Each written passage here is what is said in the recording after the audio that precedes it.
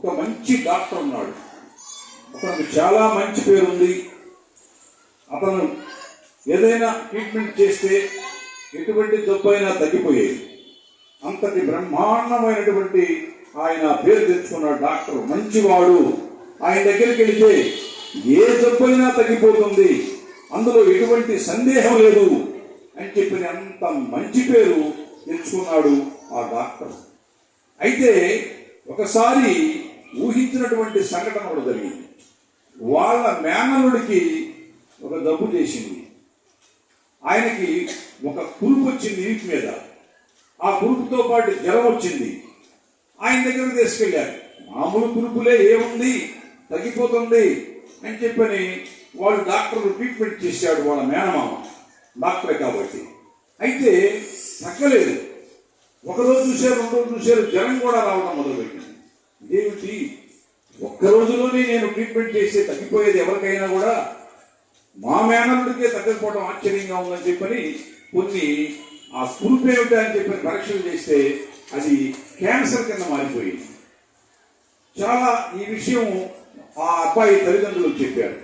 వాళ్ళు బాధపడిపోయారు. అయ్యో ఇదేమిటి కర్మ, మా కుమారుడికి ఇలా రావడం ఏంటి అని చెప్పని, సరే ఆ క్యాన్సర్కి ట్రీట్మెంట్ చేద్దామని చెప్పని వాళ్ళ మేనమామ అయినటువంటి డాక్టరు ట్రీట్మెంట్ చేశాడు. 2-3 రోజులు ప్రయత్నించాడు. ఏ మార్పు కనపడలా. ఆశ్చర్యపోయాడు. ఏమిటి, నేను ఇంతకు ముందు ఎవరికైనా ట్రీట్మెంట్ ఇస్తే పూర్తిగా తగ్గేది, ఒక్క 2-3 గంటల్లోనే, ఓ పూటలోనే, ఇదేమిటి 2-3 రోజులైనా కూడా తగ్గలేదని చెప్పని ఆశ్చర్యపోయి ఇంకా ఆయన ఏం చేశాడు, ఆ డాక్టరు ఇంకా కొత్త డాక్టర్ని ఇతను ముగ్గురిని సిటీ నుంచి పిలిపించాడు. వాళ్ళు చూశారు. వచ్చి చూస్తే వాళ్ళకు కూడా ఏం అర్థం కావటం లేదు. ఏమిటిది, విచిత్రంగా ఉంది ఈ అబ్బాయి జబ్బు, ఈ క్యాన్సరు ఆశ్చర్యంగా ఉంది. ఎన్నో జబ్బులు మనం తగ్గించాము, ఎన్నో క్యాన్సర్లు కూడా మనం తగ్గించామే, ఇదేమిటి ఈ క్యాన్సర్ తగ్గకపోవడం అని చెప్పి ఆశ్చర్యపోయారు. ఆ పిల్లవాడి తల్లిదండ్రులు చాలా బాధపడుతున్నారు. ఇదేమిటి, ఈ ఘోరం ఏమిటి, ఎక్కడ లేనిది, మన పిల్లవాడికి ఎందుకు వచ్చింది, వాడు చేసిన కర్మ ఏమిటి గత జన్మలో, ఇవాళ ఆ పిల్లవాడితోటి ఆ బాధ చూడలేక మనం కూడా ఎంతో ఇబ్బంది పడుతున్నాం అని చెప్పిన భార్య భర్తలు కూడా ఆ పిల్లవాడి తల్లిదండ్రులు చాలా బాధపడుతున్నారు. ఏం చేయాలి, ఎక్కడికి తీసుకెళ్తే తగ్గుతుంది అని చెప్పని వాళ్ళు ఎంతో బాధపడుతూ ఉన్నారు.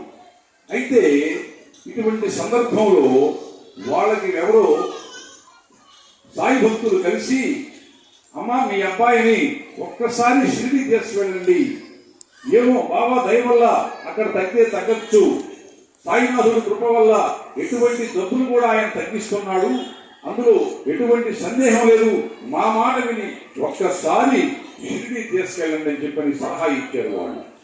వీళ్ళు ఎంతో ఆనందపడిపోయి, సరే చూద్దాం, చివరిసారిగా ఒకసారి తీసుకెళ్దాం షిరిడి అని చెప్పని ఆ పిల్లవాడిని తీసుకుని మరుసటి రోజు షిరిడి తీసుకెళ్లారు. తీసుకెళ్లి ఆ సాయి సన్నిధిలో ఆయన పాదాల మీద పడుకోబెట్టారు. బాబా ఆ పిల్లవాడిని లేవదీసి కూర్చోబెట్టి, ఏమిటి విషయం అన్నాడు. ఏం లేదయ్యా, మా అబ్బాయికి ముందు జ్వరం వచ్చింది, తర్వాత ఒక కురుపు వచ్చింది, ఆ కురుపుని కొన్ని పరీక్షలు చేస్తే క్యాన్సర్ అని తెలియదయ్యా, అబ్బాయి చాలా బాధపడిపోతున్నాడు, నిద్ర లేదు, ఆహారం లేదు, తిండి తింటం లేదు, 3-4 రోజుల నుంచి చాలా ఇబ్బంది పడిపోతున్నాడు. మేము ఆ పిల్లవాడిని చూసి మేము కూడా చాలా ఇబ్బంది పడిపోతున్నాం బాబా, కాబట్టి నీ యొక్క దయ వల్ల మా పిల్లవాడికి తగ్గితే మేము నీ యొక్క అనుగ్రహానికి పాత్రులైనట్టేను, తప్పకుండా తగ్గించాలంటే మీరేమీ భయపడవద్దు. ఈ ద్వారకామాయి సాయి తల్లి దగ్గరికి ఎవరు వచ్చినా, ఎటువంటి జబ్బులతో వచ్చినా నేను పూర్తిగా తగ్గించే బాధ్యత నాది.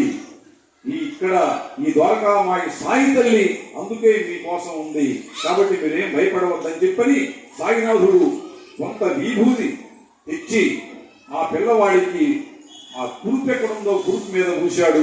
తర్వాత అన్ని నీళ్లు ఆ పిల్లవాడికి తాగించాడు, విభూతి కలిపినటువంటి నీళ్లు.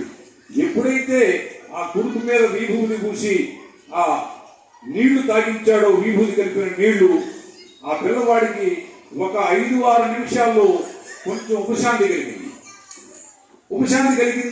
ఆ పిల్లవాడు కొంచెం ఆనందంగా ఉంటున్నాడు. చూశారు వీడి తల్లిదండ్రులు, పర్వాలేదు విభూతి పనిచేసిందని చెప్పని ఇంకొక 1/2 గంట సేపు అలాగే కూర్చున్నారు. అక్కడ కూర్చునేసరికి 15 నిమిషాల్లో ఆ పుండు పూర్తిగా నొప్పి తగ్గిపోయింది.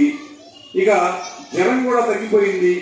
కాబట్టి ఇప్పుడు మాకు ఆనందంగా ఉందయ్యా, మా పిల్లవాడు ఏ బాధపడటం లేదు అని చెప్పిన వాళ్ళు ఆనందపడిపోతే మీరు ఒక 5-6 రోజులు ఇక్కడే షిరిడీలో ఉండి రోజు కూడా నా చెత్తకు రాండి, నేను విభూతితోటి ఆ వ్యాధిని మొత్తం పూర్తిగా తగ్గిస్తానని చెప్పడం జరిగిందనమాట. తర్వాత వాళ్ళు అదే విధంగా ఆ పిల్లవాడిని దాదాపుగా ఒక వారం రోజుల పాటు డైలీ తీసుకొచ్చి బాబా సన్నిధిలో కూర్చోబెట్టి ఆయన పాదసేవ చేయిస్తూ బాబా రోజు కూడా ఆ విభూతి పూస్తూ కొంచెం విభూతి కలిపిన నీళ్ళు ఆ వారం రోజులు తాగించాడు. తర్వాత వారం 10 రోజుల్లో పూర్తిగా ఆ కురుపు తగ్గింది, క్యాన్సర్ కూడా తగ్గిపోయింది. వీళ్ళు ఆశ్చర్యపోయారు.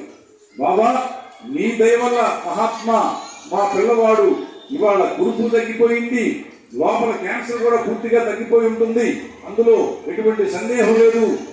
నువ్వు మామూలు వ్యక్తి కాదు, ఒక డాక్టర్లకే డాక్టర్ మహాత్మా, మా జన్మ ధన్యం చేసావయ్యా, మా పిల్లవాడిని కాపాడావు, ఒక్కడే మా కుమారుడు అని చెప్పని వాళ్ళు ఎంతో ఆనందపడిపోయారు. ఇదిగోండి ఇంకా కొంత కొద్దిగా విభూతి ఇస్తున్నాము, ఈ విభూతి తీసుకెళ్లి ఇంకొక వారం 10 రోజులు వాడండి, పూర్తిగా ఇక్కడ అసలు ఆ పిల్లవాడికి ఆ క్యాన్సర్ కానీ ఇటువంటి జబ్బులు వచ్చే ప్రసక్తే లేదు అని చెప్పి బాబా చెప్పడంతో వాళ్ళు ఎంతో ఆనందపడిపోయి ఇంకా 2 రోజులు సాగి సన్నిధిలో గడిపి తరువాత వాళ్ళు వాళ్ళ గ్రామానికి రావడం జరిగింది. తరువాత